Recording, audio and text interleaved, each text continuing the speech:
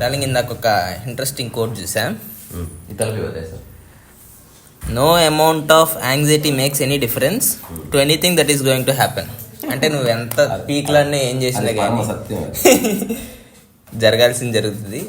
నువ్వు అనవసరంగా ఎగ్జైట్ అయినంత మాత్రాన, లేకపోతే భయపడినంత మాత్రాన చెప్పిండు. సుమ్మాయి అంటే సైలెంట్ ఉండేనా? ఓకే.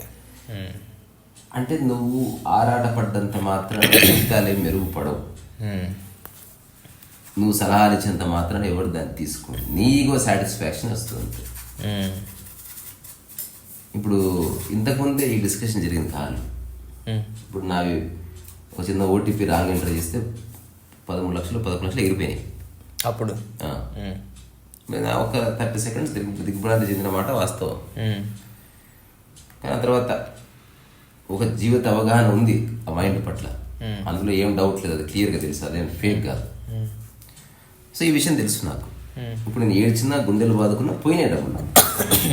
కానీ అంతంత మాత్రం నువ్వు ఏడవకుండా ఉండలేవు. నిజంగా నీకు లైఫ్ అర్థం కాకపోతే నువ్వు ఖచ్చితంగా సఫర్ అవుతావు. ఒక 2 సెకండ్ లాగి అమ్మతో చెప్పేసిన విషయం. అంటే ఏది తాత్సారం చేస్తే నాంచకూడదు. ఇప్పుడు కాదు, తర్వాత చెప్తే ఎప్పుడో ఒకప్పుడు బాధపడతారు కదా, ఇప్పుడే బాధ పెట్టేసి ఒక పని అయిపోతుంది. ఆ తర్వాత నేను బ్యాంక్ వెళ్తానంటే సరే తను కూడా వస్తాను. ఆటో డ్రైవర్ దగ్గరికి వెళ్ళి ఒక రాంగ్ ఓటీపీ ఎంటర్ చేస్తే హఠాత్తుగా నా డబ్బు మాయమైంది. ఇప్పుడు నీతో బార్గెన్ చేయలేను బాస్, 150 రూపాయలు ఇస్తా, వస్తావా రామ్నగర్ బ్యాంక్ అని అడిగి. అంటే సీరియస్ చూసిండు. నా కళ్ళలో ఉన్న ఆ మాటలు ఇంటెన్సిటీ చూసి బయటపోయాను. గమ్మన అసలు అంతవరకు పాట ఏదో నడుస్తుంది మొత్తం బంద్ చేసి, అదేంది పరోక్ష సహకారం. వాడి వంతు సహాయం వాడు చేశాడు. నేను మా అమ్మతో అన్న మాట నాకు ఇప్పటికి గుర్తు. వస్తాను ఏడవాలనిపిస్తే ఏడు.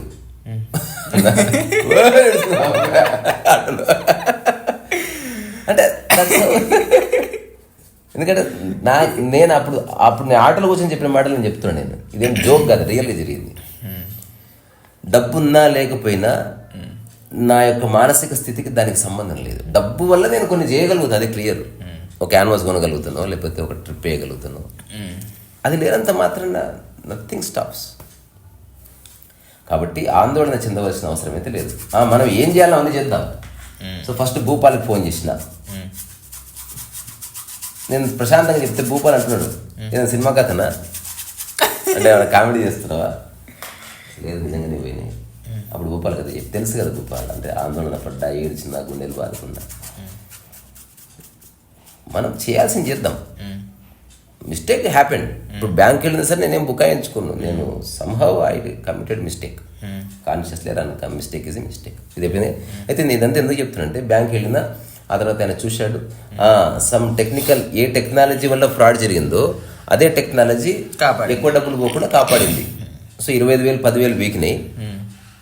కానీ నీ 11 లక్షలు ఏవైతున్నాయో అది ఎఫ్డీగా మారి నీ అకౌంట్నే పడ్డాయి. మా అమ్మ రిలాక్స్ అయింది, నేను ప్రశాంతంగా ఉన్నాను. అసలు నిజంగా నీ డబ్బులు పోయినా డౌట్ వస్తుందని బ్రాంచ్ మీద నేను చెప్పాను. ఇదే చెప్పాను, ఆందోళన పడ్డా ఇంతే సార్ జరిగేది. ఇప్పుడు నేను మురళి గారితో ఈ మాట అన్నా, ఒకవేళ ఒకతను ఒకానొక గురువు గారిని నమ్మి అతన్ని ప్రార్థిస్తే అతని కృప వల్ల ఇది జరిగింది అనుకోవచ్చు. There is a possibility.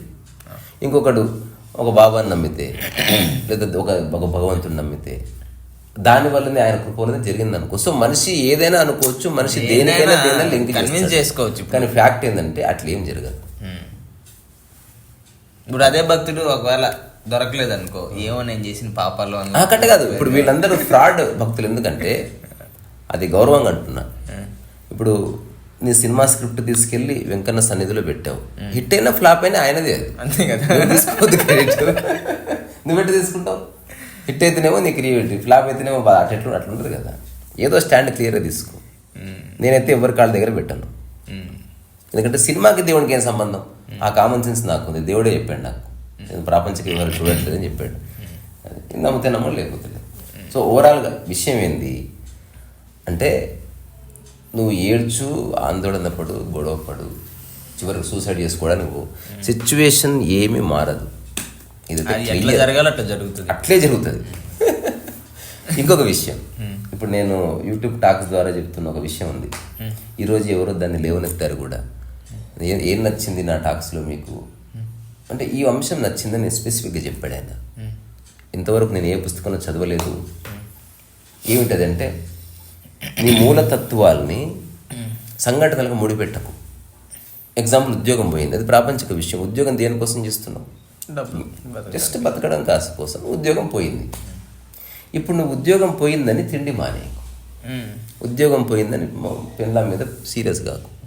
ఉద్యోగం పోయిందని ఇంటికి రాగానే పిల్లలు ఆడుకుంటే చదువుకోపో అని వాళ్ళ మీద అరుస్తుంది, ఎందుకంటే నీకు డిస్టర్బ్ అయింది కాబట్టి.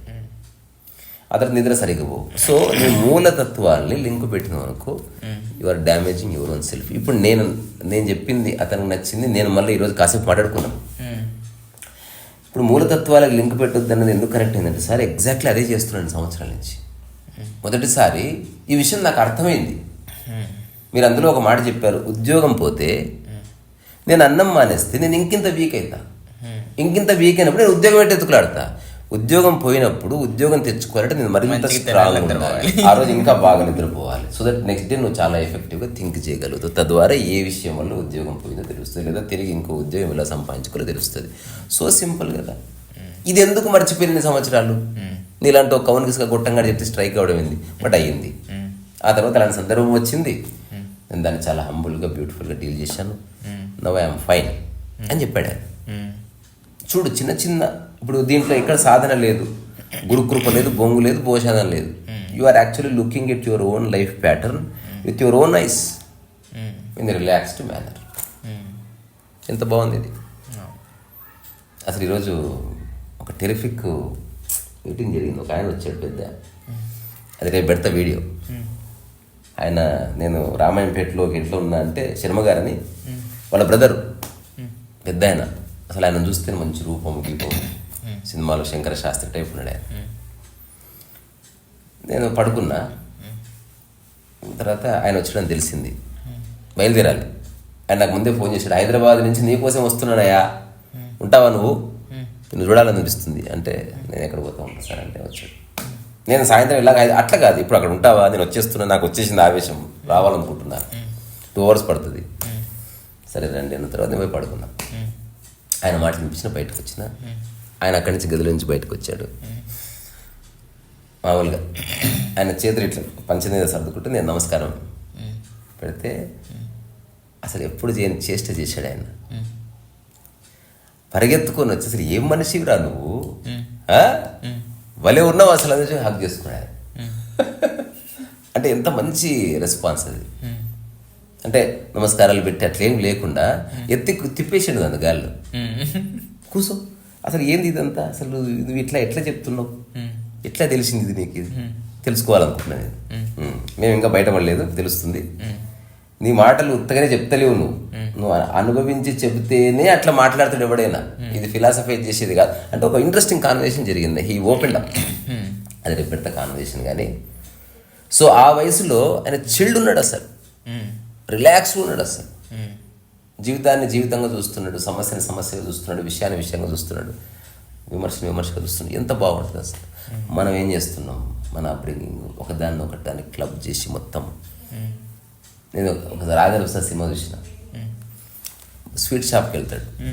వెళ్ళిన తర్వాత అన్ని స్వీట్స్, అరే మీ దగ్గర లపాహీ జూ అనేదో చెప్తాడు. ఈ స్వీట్ లేదా, తెలీదండి, ఆ స్వీట్ ఎలా ఉంటుందో, ఆ స్వీట్ ఎలా ఉంటుందో మీరు తెలుసుకోవాలనుకుంటున్నారా అని అడుగుతాడు. తప్పకుండా తెలుసుకోవాలనుకుంటున్నా అంటే, ఈ లడ్డు ఒకటే అందులో, తర్వాత ఆ జిలేబీ చిన్న ముక్క చింపింది అని అన్ని స్వీట్లు కొంచెం కొంచెం వేయించి గ్రైండింగ్ చేపిస్తాడు.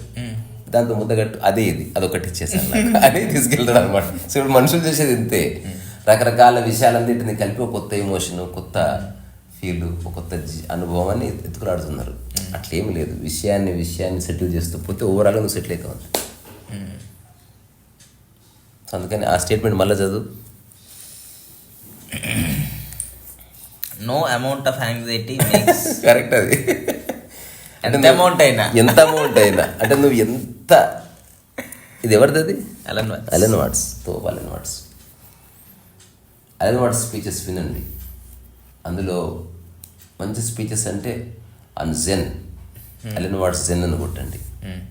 Such beautiful description. ఇప్పుడు ఓషో కూడా జెన్ గురించి మాట్లాడాడు. బట్ ఓషో జెన్ గురించి మాట్లాడింది ఓషో చదవడం వల్ల వచ్చిన అవగాహన. అలెన్ వాట్స్ జెన్ గురించి మాట్లాడింది అలెన్ వాట్స్ జెన్ ఆశ్రమాల్లో ఉన్నాడు. He lived in Japan for some time. He had good friendship with Zen masters. So అక్కడి నుంచి ఒక ప్రాక్టికాలిటీతో కూడిన కమాండ్తో మాట్లాడతాడు.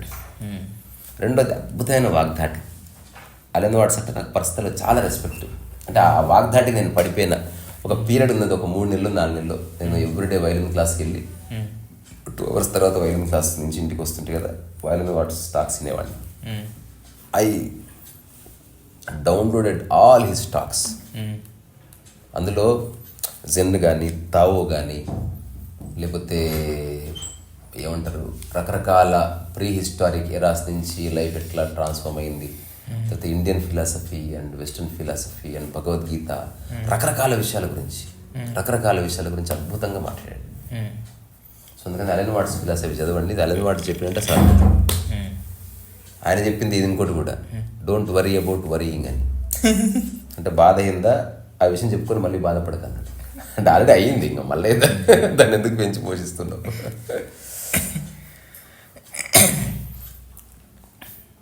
ఎట్లా కనిపిస్తుందిరా పెయింటింగ్? కొంచెం ఖరాబ్ చేసింది లిటిల్ బిట్.